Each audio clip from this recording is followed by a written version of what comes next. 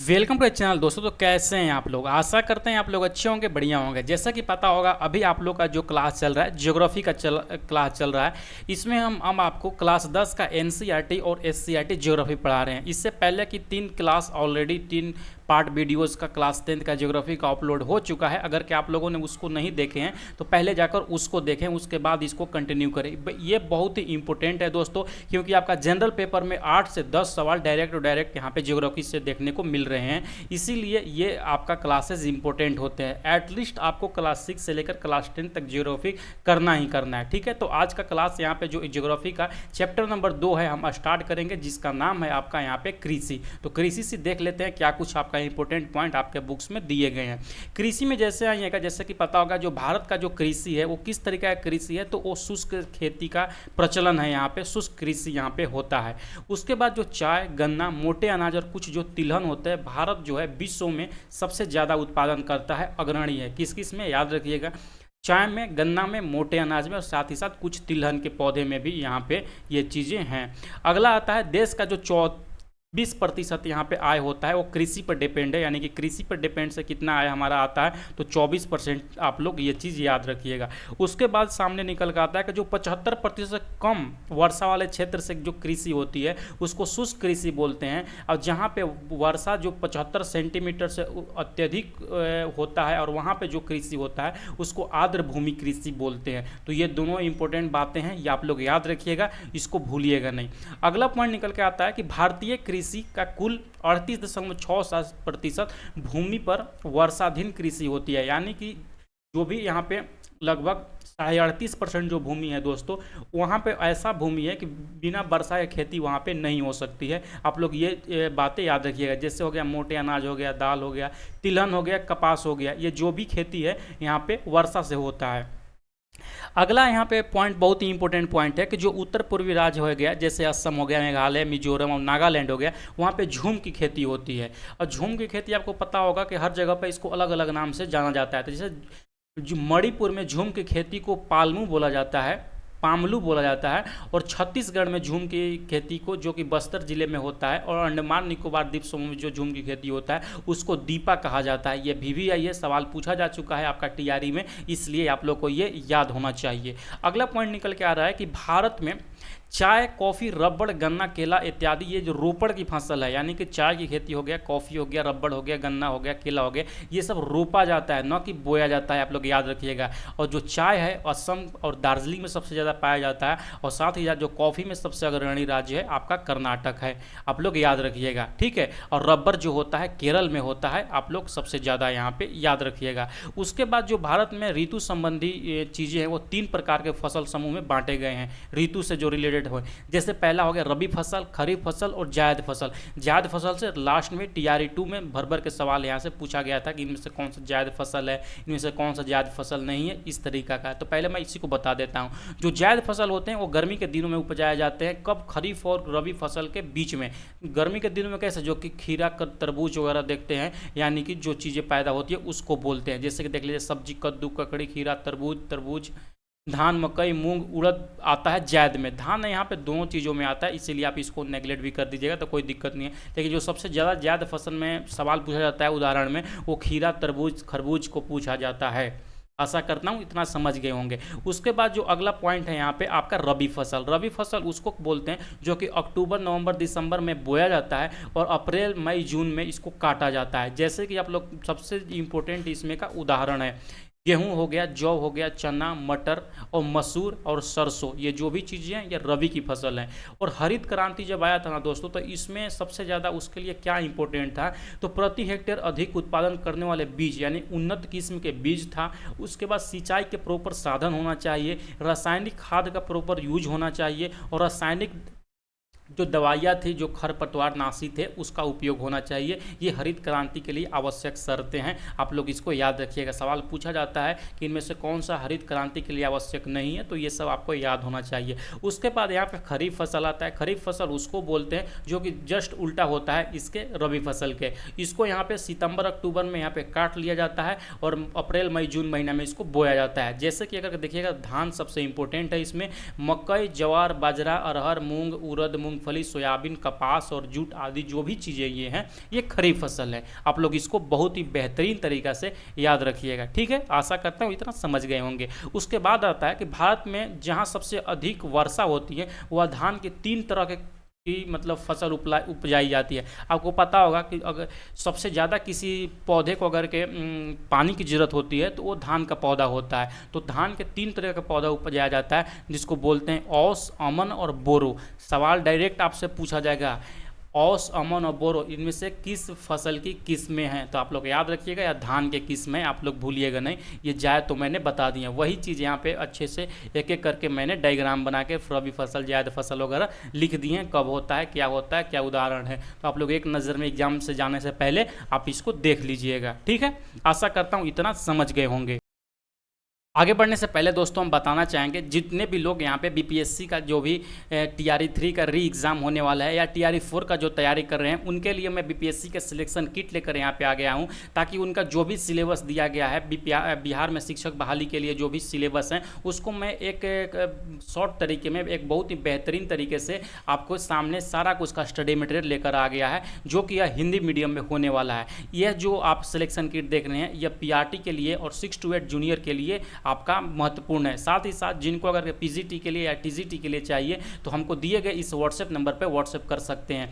इस selection kit में क्या है कि अगर के जैसे कि आप सिलेबस देखिएगा, बिहार में SCERT और NCERT क्लास 6 to 10 आपको पढ़ना ही होगा, चाहे आपको मिडिल स्कूल का शिक्षक बनना है या आपको प्राइमरी लेवल का शिक्षक बनना है। तो इसमें मैं आपको जो भी SCERT NCERT है उसको चैप्टर वाइज नोट्स प्रोवाइड करा दूंगा, जैसे कि देख सकते हैं, चाहे वो साइंस का हो, हिस्ट्री का हो, ज्योग्राफी का हो, पॉलिटी का हो या इकोनॉमिक का हो। उसके बाद BPSC का जो भी यहाँ पे प्रीवियस ईयर क्वेश्चन है उसको मैं सब्जेक्ट वाइज आपको MCQs के रूप में प्राप्त करा दूंगा। हर सब्जेक्ट में लगभग 500 क्वेश्चंस रहेंगे, ताकि आपको एक अच्छा सा क्वेश्चंस का कलेक्शन मिल जाए। साथ ही साथ TRE 1 TRE 2 का मैं क्वेश्चन सेंसर आपको प्रोवाइड कर देंगे, ताकि आपको पता चल लग सके कैसे आपको वहाँ पे इनिशिएट करना है एग्जामिनेशन हॉल में, किस तरीक़ा से उसको अप्रोच के साथ में उसको बनाना है, आपको पता चल जाएंगे।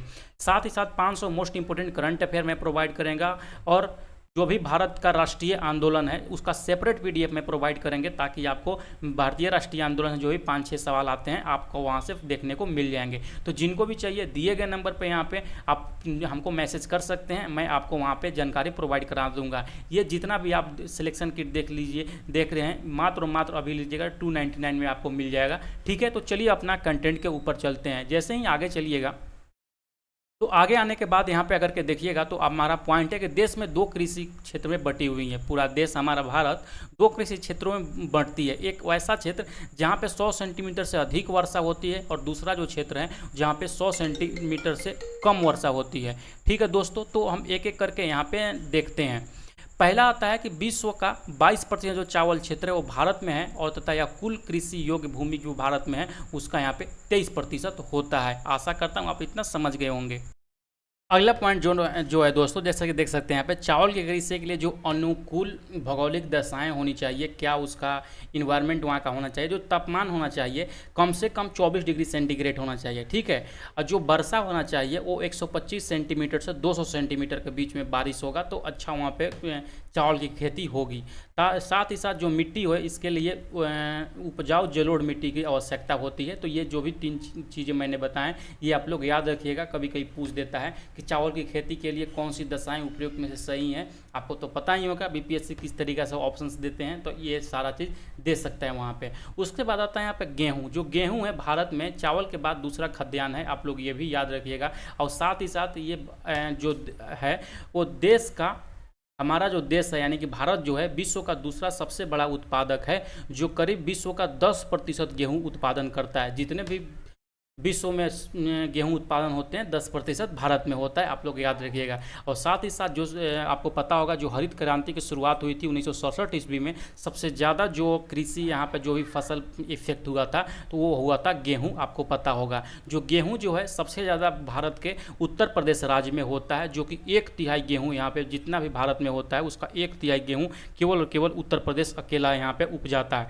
साथ ही साथ अगर के पंजाब, हरियाणा और उत्तर प्रदेश मिला लें तो देश का 2/3 गेहूं यही तीनों राज्य से यहाँ पे उत्पादित होता है। आशा करता हूँ आप लोग समझ गए होंगे। उसके बाद आता है यहाँ पे ज्वार। ज्वार कहाँ पे होता है? जो इसका सबसे बड़ा यहाँ पे उत्पादक राज्य है वो महाराष्ट्र है, जिसका 51% ज्वार पैदा होता है। देखिए कोई कोई अगर के फैक्ट यहाँ पे ऊपर नीचे भी हो सकते हैं, जैसे कि मान के चलिए बाजरा हो गए, जो सबसे यहाँ पे गुजरात दिया है, हो सकता है यहाँ पे आपका राजस्थान अभी इस समय पे हो, तो एक दो पॉइंट आगे पीछे देखने को मिल सकते हैं, क्योंकि हर साल ये यहाँ पे कंटेंट ये चीज़ बदलते रहते हैं। अगला आता है यहाँ पे बाजरा। बाजरा का जो सबसे उत्पादक राज्य है, तीन जो यहाँ पे राज्य शीर्ष राज्य हैं, पहला गुजरात हो गया, राजस्थान हो गया और उत्तर प्रदेश हो गया, आप लोग याद रखिएगा। एक रागी फसल होता है, रागी फसल जो है कर्नाटक इसका सबसे बड़ा उत्पादक राज्य है, याद रखिएगा। उसके बाद जो सबसे ज़्यादा रागी होता है वो कहाँ पे होता है, तो तमिलनाडु में आपका होता है। उसके बाद मकई, आपको पता होगा जो मकई है यहाँ पे, इसमें ग्लूकोज और मंड पाया जाता है, और कहाँ पे सबसे ज़्यादा होता है, तो कर्नाटक, उत्तर प्रदेश, बिहार, आंध्र प्रदेश, मध्य प्रदेश, और मक्का के लिए सबसे ज़्यादा यहाँ पे उत्पादित क्षेत्र है, आपको याद होना चाहिए। साथ ही साथ जो दाल है, दाल के का उपज के बढ़ाने के लिए एक यहाँ पे कार्यक्रम स्टार्ट किया गया था 1986 और 87 के बीच में, जिसका नाम था राष्ट्रीय दाल विकास कार्यक्रम। कब स्टार्ट किया गया, तो 1986-87 में। क्या इसका पर्पस था, तो दाल का उत्पादन यहाँ पे बढ़ाने के लिए ये चीज़ किया गया था। गन्ना जो होता है ना, ये एक बांस प्रजाति का पौधा है गन्ना। भारत में जो है गन्ना का जन्मभूमि माना जाता है, क्योंकि यहाँ से ही गन्ना का उपजा था, यानी कि सबसे पहली बार गन्ना भारत में ही उपजाया गया था। इसके लिए जो अनुकूलित तापमान होता है वो 21 डिग्री से लेकर 27 डिग्री के बीच में होना चाहिए, तथा जो वार्षिक यहाँ पे वर्षा होना चाहिए वो 75 डिग्री से लेकर 100 डिग्री के बीच सेंटीमीटर, सॉरी 75 डिग्री नहीं, 75 सेंटीमीटर से लेकर 100 सेंटीमीटर के बीच में यहाँ पे बारिश की आवश्यकता होती है। और साथ ही साथ आपको पता होगा जो तिलहन है, तिलहन, भारत जो है विश्व का सबसे बड़ा तिलहन उत्पादक देश है। तिलहन और तिलहन, दलहन और तिलहन दोनों में भारत अग्रणी है, सवाल पूछा जाता है आपके। उसके बाद जो मूंगफली है, आपको पता होगा यह एक खरीफ फसल है, और भारत विश्व में मूंगफली का दूसरा सबसे बड़ा उत्पादक देश है, और गुजरात इसके उत्पादक राज्यों में सर्वप्रथम है। तो मूंगफली सबसे ज़्यादा किस राज्य में होता है, तो आप लोग याद रखिएगा ये जो होता है ये गुजरात में होता है यहाँ पे, ठीक है। उसके बाद जो सरसों होता है, सरसों सबसे ज़्यादा जो पैदा किया जाता है भारत के राजस्थान में वो होता है। अलसी एक पौधा है जिसको बोलते हैं, तीसी भी बोलते हैं, चिपटा चिपटा छोटे छोटे होता है, अगर आप लोग देखे होंगे ब्लैक कलर का, इसको फ्लैक्स सीड बोलते हैं। रबी फसल है यह एक। उसके बाद जो तिल है वो उत्तरी भारत में खरीफ फसल है, और दक्षिणी भारत में इसको रबी फसल के रूप में लिया जाता है, ठीक है। उसके बाद एक फसल आता है अंडी, जिसको खरीफ और रबी दोनों ही फसल के रूप में उगाई जाती है, तो आप लोग ये भी है, आप लोग इसको याद रखिएगा। उसके बाद जो नेक्स्ट यहाँ पे आपका फसल आता है वो सोयाबीन का फसल आता है। सबसे अग्रणी राज्य जो प्रदेश है इसके सोयाबीन के लिए वो मध्य प्रदेश और महाराष्ट्र है। उसमें भी सबसे ज़्यादा कौन सा है, मध्य प्रदेश, आप लोग याद रखिएगा। यही दोनों राज्य मिलाकर देश का 90% सोयाबीन का उत्पादन करता है, आप लोग इसके लिए याद रखिएगा। जो सूरजमुखी है सबसे ज़्यादा यहाँ पे दक्षिण भारत के कर्नाटका में यहाँ पे सूरजमुखी पैदा होता है। चाय का जो खेती होता है, जो सबसे पहले कहाँ पे चाय की खेती हुआ था भारत में, तो ब्रह्मपुत्रा घाटी में हुआ था 1840 ईस्वी में, आप लोग ये याद रखिएगा, ये VVI है। और जो चाय के लिए है ना चीज़, ये उष्ण और उपोष्ण कटिबंधीय पौधा है, जिसमें 25 डिग्री से लेकर 30 डिग्री सेंटीमीटर बल्कि सेंटीग्रेड यहाँ पे तापमान की आवश्यकता होती है, और जो वर्षा की आवश्यकता होती है 200 से 250 के बीच में सेंटीमीटर वर्षा की आवश्यकता होती है। ये चीज़ भी आप लोग याद रखिएगा, ठीक है। अगला पॉइंट आता है यहाँ पे कॉफ़ी के बारे में। कॉफ़ी पता होगा सीड से प्राप्त होता है, बीज से प्राप्त होता है आपका। जो सबसे ज़्यादा पैदा किया जाता है, कहाँ पे पैदा किया जाता है, वो कर्नाटका राज्य में पैदा किया जाता है। भारत में जो भी जितना भी कॉफ़ी उत्पादन होता है उसका 70% यहाँ पे अकेले कर्नाटका में ये उपजाया जाता है, ठीक है। आशा करता हूँ आपको इतना तक समझ में चीज़ें आई होंगी। उसके बाद आता है आम के उत्पादन में भारत विश्व में अग्रणी है। बिहार जो उत्तर प्रदेश है वो चीली के लिए अग्रणी राज्य है। मेघालय अनानास के लिए, मध्य प्रदेश यहाँ पे आंध्र प्रदेश और महाराष्ट्र जो है में अंगूर सबसे ज़्यादा उत्पादित होता है, और हिमाचल प्रदेश और जम्मू कश्मीर में सेब, नाशपाती, खुबानी और अखरोट के लिए ये प्रसिद्ध है। साथ ही साथ नागपुर में सबसे ज़्यादा संतरा पैदा होता है, और मुजफ्फरपुर में भी लीची होता है, बिहार के मुजफ्फरपुर में। और केला के लिए जो सबसे प्रसिद्ध जगह है वो जलगांव है। आपको ये भी है, ये पॉइंट है, ये सवाल पूछा जाता है। संतरा का तो ये हाल है कि अगर के आप लोग नागपुर जैसे ही क्रॉस करते होंगे ट्रेन वगैरह से ना, तो मतलब वहाँ पर जैसे ही पहुँचिएगा केला का तो मतलब पूरा ट्रेन में भर जाता है केला बेचने में, सॉरी संतरा बेचने वाले लोगों से। तो वहाँ पे संतरा भी बहुत ज़्यादा सस्ता मिलता है, तो ये तो ऐसे भी आप लोग को याद ही होगा। अगला आता है यहाँ पे कि भारत में जो विश्व का काजू है, जो ये सबसे बड़ा निर्यातक देश है। जिसमें यह कहाँ पे होता है काजू, तो वो केरला में होता है और आंध्र प्रदेश में होता है। आप लोग ये दोनों याद रखिएगा। और जो काली मिर्च होता है ये भी केरला के पश्चिमी घाट पे ये चीज़ें होती हैं। और नारियल जो सबसे ज़्यादा होता है वो भी केरल और तमिलनाडु में ही होता है। फिर आता है अगला पॉइंट आपका रबर के लिए। रबर जो है भारत में इसकी बागानी कृषि 1880 के ट्रावणकोर जो कि तमिलनाडु के और मालाबार में प्रारंभ हुआ था। मालाबार और ट्रावणकोर में यहाँ पे प्रारंभ हुआ था सबसे पहले रबर 1880 ईस्वी में। लेकिन व्यावसायिक उत्पादन यहाँ पे सेलिंग करने के लिए जो उत्पादन स्टार्ट हुए थे 1902 ईस्वी में यहाँ पे आरंभ हुआ था। ये सवाल पूछा जाता है कि रबर किस तरीका के जलवायु की फसल है, तो आप लोग याद रखिएगा यह एक भूमध्य रेखीय जलवायु की फसल है, जो कि BBI है सवाल पूछा जा चुका है आपका। जो रेशम का कीट होता है ये शहतूत का पत्तों पर जो शहतूत का जो पत्ता होता है उसको खाकर ये बड़ा होता है। आप लोग देखे होंगे शहतूत पेड़ जो होता है, छोटी छोटी काली काली जो पकने के बाद शहतूत होता है उस पे होता है ये चीज़। अगला आता है कि भारत को कपास का मूल स्थान माना जाता है। प्रमुख तो इसे 210 दिन पाला रहित मौसम की आवश्यकता होती है। यानी कपास उत्पादन के लिए 210 दिनों की आपका आवश्यकता होती है।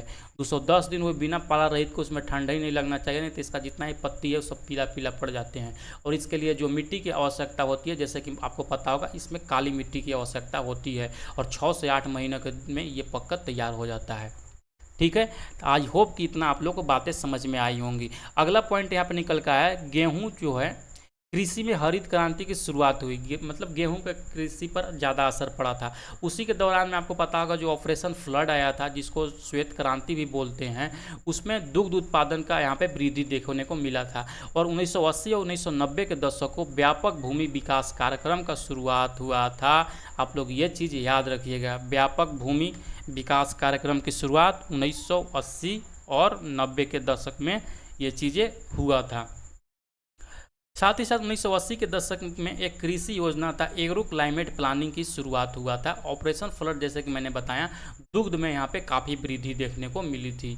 आई होप कि आप लोग बातें समझ गए होंगे। और यहाँ पे आपका चैप्टर 3 यहाँ पे समाप्त होता है। इसके बाद आज ही के क्लास में हम पढ़ेंगे यहाँ पे चैप्टर नंबर 2 आपका यहाँ पे ख़त्म होता है। और आज से अब इसके बाद यहाँ से स्टार्ट होगा चैप्टर नंबर 3। चैप्टर नंबर 3 में आइएगा जैसे ही, इसका नाम है निर्माण उद्योग। तो निर्माण उद्योग में क्या कुछ भी इंपॉर्टेंट पॉइंट दिया गया है क्लास 10 का ज्योग्राफी से, हम आपको बताते चलेंगे।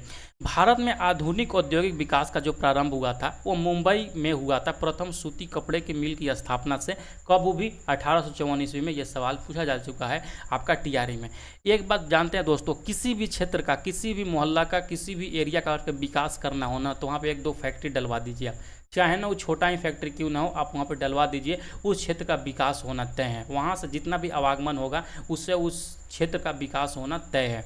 ठीक है, जो सबसे नॉर्मली चीज़ है किसी भी एरिया का विकास करना, वहाँ का बस 1-2 फैक्ट्री डलवा दीजिए, वो एरिया अपने आप ग्रो करना स्टार्ट कर जाएगा। भारत में जो उद्योग से जो योजनाबद्ध विकास हुआ वो स्वतंत्रता के बाद से स्टार्ट हुआ। कब से? 1951 ईस्वी से। आप लोग याद रखिएगा। साथ ही साथ आपको पता होगा आधुनिक पहली सूती मिल जो स्थापना किया गया था वो 1818 ईस्वी में किया गया था। कहाँ पे?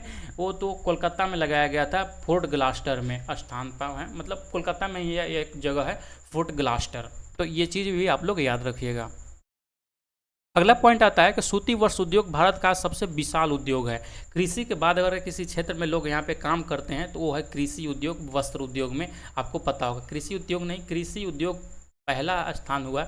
और दूसरा यहाँ पे सूती वस्त्र उद्योग में सबसे ज़्यादा लोग यहाँ पे काम करते हैं। और तीसरा फिर रेलवे आता है। अगला चीज़ है यहाँ पे कि मुंबई को सूती कपड़ों का महानगरी कहा जाता है अभी भी। और जूट के सामान के निर्यात में सबसे ज़्यादा निर्यातक जो देश है विश्व में, पहला बांग्लादेश है। और भारत जो है यहाँ पे दूसरा देश है जो कि सबसे ज़्यादा जूट के कपड़ों का यहाँ पे निर्यात करता है। अगला आता है जो पश्मीना ऊन और अंगोरा ऊन। ये अंगोरा जो ऊन है ये ऑलरेडी यहाँ पे TRE में पूछा जा चुका है। अंगोरा ऊन जो है ये खरगोश के रोए से प्राप्त होता है मित्रों। आप लोग याद रखिएगा ये चीज़, ये बहुत ही BBI है। जो अंगोरा ऊन है वो खरगोश के मतलब बाल से खरगोश के रुआं से प्राप्त होता है, और जो पश्मीना ऊन है वो एक विशेष नस्ल की बकरियों से ये प्राप्त होता है, जो कि गुर्जर के द्वारा यहाँ पे पाला जाता है। ये दोनों आप लोग अच्छे से याद रखिएगा। अगला पॉइंट आता है लोहा और इस्पात का। आप लोगों सुने होंगे कि इसको आधारभूत उद्योग बोला जाता है। ऐसा क्यों बोला जाता है? क्योंकि ऐसा कोई भी इंडस्ट्री नहीं देखिएगा, ऐसा कोई भी फैक्ट्री नहीं देखिएगा जहाँ पे लोहा के बने हुए मशीनों का उपयोग नहीं किया जाता है। तो आप लोग याद रखिएगा, ऐसा कोई भी क्षेत्र नहीं है जहाँ पे लोहा और इस्पात की बने मशीनरीज का उपयोग नहीं किया जाता है, वो उस पर निर्भर ही रहेगा। इसीलिए इसको लोहा और इस्पात को आधारभूत उद्योग कहते हैं। और फिर लोहा इस्पात नहीं होता तो आज बहुत बहुत बड़ी बड़ी कंपनियाँ ही नहीं होती, क्योंकि जो भी चीज़ें मशीनरीज के जो चीज़ बनती हैं वो लोहा और इस्पात से ही बनते हैं। अगला बात यहाँ पे अगला पॉइंट जो दिया गया है, आधुनिक लौह इस्पात उद्योग का जो वास्तविक में प्रारंभ हुआ था वो 1864 ईस्वी में हुआ था, पश्चिम बंगाल के कुल्टी नामक स्थान पर स्थापित होने के साथ ही। और इसके बाद से ही इस्पात का बड़े पैमाने पर उत्पादन यहाँ पे 1864 के बाद से स्टार्ट हुआ। आई होप कि आप लोग इतना समझ गए होंगे। उसके बाद आप लोग एक नज़र में देख लीजिएगा कि भारत में प्रमुख लौह इस्पात उद्योग कहाँ पे है और कौन सा देश के सहयोग से बनाया गया है, जो कि मोस्ट इंपोर्टेंट आपका हाईलाइटेड यहाँ पे देख रहे होंगे। ये 4 है। भिलाई जो इस्पात संयंत्र जो है वो रूस की सहायता से यहाँ पे भिलाई में स्थित है, जो कि छत्तीसगढ़ में पड़ता है। राउरकेला इस्पात जो संयंत्र लगाया गया था वो जर्मनी के सहयोग से लगाया गया था, जो कि राउरकेला में स्थित है, जो कि उड़ीसा में है। उसके बाद आता है दुर्गापुर। जो दुर्गापुर यहाँ पे स्टील प्लांट जो बनाया गया था वो बनाया गया था किसके मदद से? तो ब्रिटेन की मदद से, जो कि दुर्गापुर पश्चिम बंगाल में स्थित है। उसके बाद अगला आता है यहाँ पे बोकारो इस्पात संयंत्र। यह रूस के मदद से लगाया गया था, जो कि बोकारो में स्थित है। ये बोकारो कहाँ पे है? तो ये झारखंड में है। आई होप कि आप लोग इतना बातें समझ गए होंगे। जमशेदपुर को दोस्तों भारत का बर्मिंघम कहा जाता है, क्योंकि बहुत ही ज़्यादा स्टील का चीज़ का यहाँ पे उत्पादन होता है। जो एल्युमिनियम उद्योग है वो भारत का दूसरा सबसे महत्वपूर्ण धातु उद्योग है, और इसका जो अयस्क है बॉक्साइट है। बॉक्साइट का उपयोग कहाँ करते हैं? हवाई जहाज़ बनाने में, बर्तन उद्योग बनाने में इसका उपयोग किया जाते हैं। ठीक है। जो रेलवे के बारे में अगर पढ़िएगा तो रेलवे में एशिया का सबसे पुराना रेलवे वर्क्स कौन सा है? जमालपुर रेलवे वर्कशॉप, जो कि बिहार के मुंगेर जिला में स्थित है। आप लोग ये चीज़ भी याद रखिएगा। आई होप कि आप लोग बातें इतना समझ गए हैं। उसके बाद यहाँ से स्टार्ट होता है वायुयान उद्योग। वायुयान में सबसे पूछता है कि हॉल की स्थापना कब हुआ था, जिसको क्या बोलते हैं? हिंदुस्तान एयरोनॉटिक्स एयरक्राफ्ट लिमिटेड बोलते हैं, हिंदुस्तान एयरक्राफ्ट लिमिटेड। इसका स्थापना 1940 में ईस्वी में बेंगलोर में हुआ था। आप लोग याद रखिएगा। और कच्चे माल पर आधारित न होने के कारण यहाँ पे इलेक्ट्रॉनिक जो उद्योग है उसको फुटलूज उद्योग भी कहा जाता है। तो आप लोग ये चीज़ भी याद रखिएगा। ऐसा उद्योग जो कच्चे माल पर आधारित न हो उस प्रकार के उद्योग को क्या बोलते हैं? उसको फुटलूज उद्योग बोलते हैं। और ऐसा उद्योग कौन सा है? तो वो है इलेक्ट्रिक उद्योग। आप लोग दोनों चीज़ें ये याद रखिएगा। जो सांस दोस्तों आप लोग लेते हैं उसमें प्रतिदिन 35 गैलन व 16 किलोग्राम ऑक्सीजन युक्त वायु का सेवन करते हैं। ये चीज़ याद रखिएगा। जो भोपाल गैस त्रासदी एक घटना थी, जो कि पता होगा 3 दिसंबर 1984 को भोपाल के मध्य प्रदेश में घटित हुई थी, जो कि खाद और कीटनाशक बनाने वाली यूनियन कार्बाइड फैक्ट्री में मिथाइल आइसोसाइनाइड गैस के रिसाव के कारण हुआ था। इसका सबसे ज़्यादा अगर इसके बातों को समझना होगा ना तो दिलचस्प अभी एक वेब सीरीज आ रहा है